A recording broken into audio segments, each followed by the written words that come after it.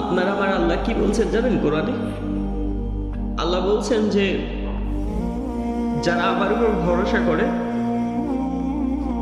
প্রচন্ড ভরসা করে, তাদেরকে আমি এমন একটা জায়গা থেকে রিজিকের ব্যবস্থা করে দিব যা দুনিয়ার কোনো মানুষ কল্পনা করতে পারবে না।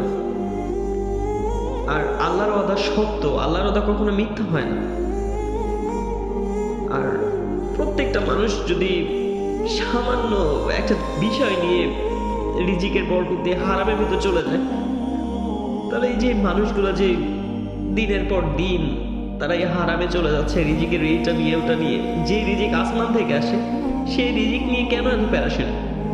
কেন ভাই?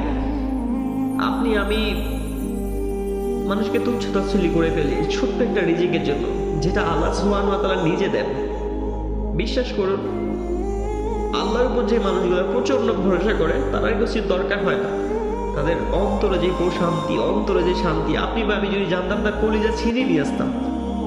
কারণ ওই মানুষটাই সবচেয়ে বেশি সুখী, যে আল্লাহর উপর ভরসা করে, তার ফুল করে, আর আল্লাহ তার জন্য হয়ে যায়। যে মানুষটা আল্লাহর জন্য, সে আল্লাহ সে মানুষটার জন্য। এর চেয়ে বড় আর কি হতে পারে? তাও আমরা আজকাল দিনের পর দিন হালাল হারাম বেছে নেই না, এটা করি না ওটা করি না। আমাদের মাথায় কাজ করে না যে আমরা কোথায় আছি, আমরা দুনিয়া থেকে চলে যাব, তাও আমরা একজন মানুষকে হারামের ভিতর তুলে দিচ্ছি। নাউজুবিল্লাহ। আল্লাহ আমাদেরকে বুঝ দান করুক, আমিন।